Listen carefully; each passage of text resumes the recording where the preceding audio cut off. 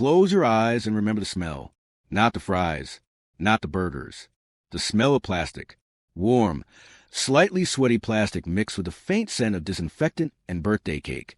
If you know that smell, you know exactly where you are. This is the story of McDonald's PlayPlace. But it's not really about playgrounds at all. It's about the last generation of children who learned independence in a fast food ball pit. In 1987, McDonald's opened its first PlayPlace in the United States. It wasn't just a playground. It was a revolution in childhood logistics. For the first time, parents had a place where their kids could burn energy while they finished their coffee. Free, climate-controlled, and most importantly, visible through a window. By the mid-1990s, these chaotic plastic labyrinths were everywhere. Spiral slides, tube crawls, ball pits that could swallow a small child for minutes at a time. And the rules? There were suggestions. Height requirements printed on laminated signs that no one enforced. Sock requirements that lasted exactly until you made it past the entrance. What happened inside those tubes was between you and God. If you were a PlayPlace kid, you remember the hierarchy. The big kids on the top levels. The tubes narrowed as you climbed. And if you got stuck, you learned real quick that no adult was coming to rescue you. You figured it out. You backed up. You negotiated with the 8-year-old blocking the slide. You learned conflict resolution in a tube that smelled like feet. And somehow it worked. The ball pit was its own ecosystem.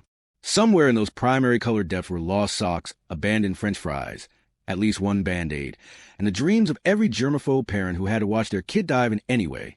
And then there were the birthday parties. If your parents took you to McDonald's for your birthday, you were rich. Not actually rich, but McDonald's party rich, which at age 7 felt like the same thing. You got a cake from the grocery store. Your friends got Happy Meals. And for 2 glorious hours, you owned that PlayPlace. Ronald McDonald was probably there, or at least a statue of him was, smiling that permanent smile that was either comforting or deeply unsettling, depending on the day. Here's what made PlayPlaces special. Here's what we lost. Your parents could see you, but they couldn't reach you.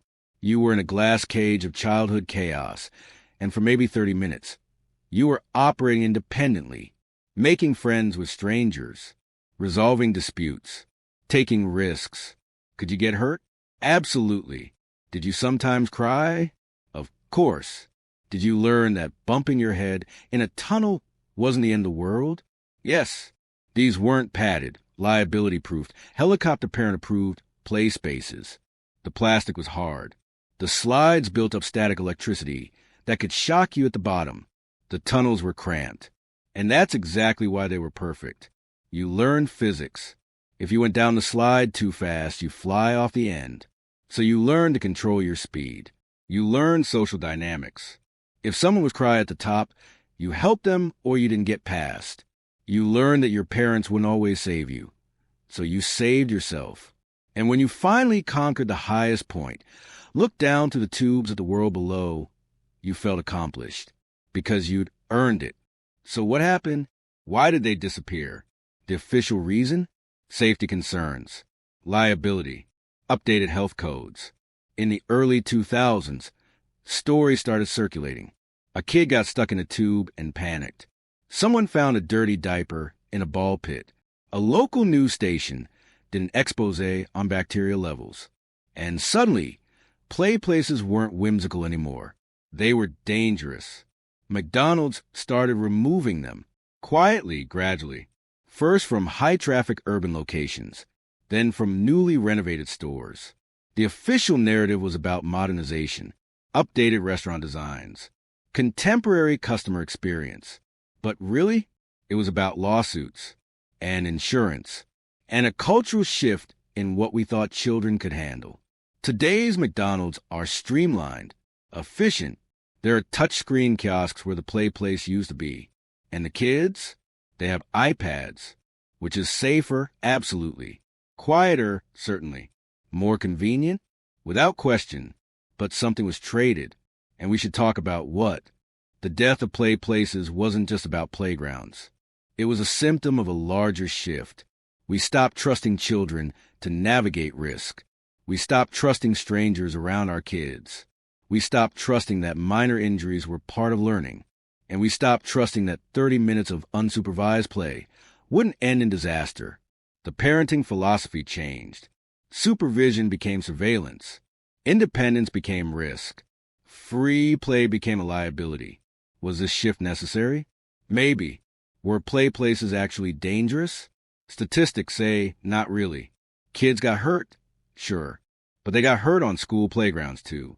They got hurt on bicycles and skateboards and playing tag. The question isn't whether play places were perfectly safe. The question is, what did we gain by eliminating every space where children could take risks? And what did they lose? Because here's the truth. Kids today are safer. They're more supervised. They're more protected. But they're also more anxious, more risk-averse, less independent. And maybe those things are connected. If you grew up with play places, you're part of the last generation that did. Your kids won't have that memory. They won't understand what it meant to your birthday. They won't know the triumph of reaching the top level. They won't learn independence in a plastic tube that smelled like feet. And maybe that's fine. Times change. Parenting evolves.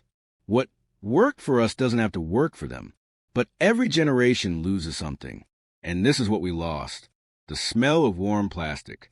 The sound of kids screaming with joy in an enclosed space.